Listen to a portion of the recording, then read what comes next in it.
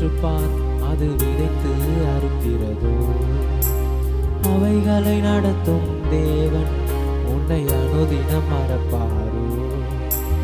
யாருக்கும் நில்லா நேரம், அது விரைவில் மறைகிறதே. கவலை மட்டும் நினைத்தால் அது தனக்குள் அழுகிறதே. துயரங்கள் கொஞ்சம் அகற்றிடு, அது இனிமை சேர்க்கும்.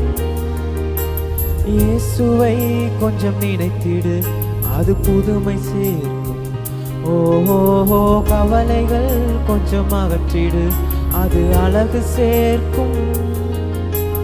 தேவனை கொஞ்சம் நினைத்திடு, அது முழுமை சேர்க்கும்.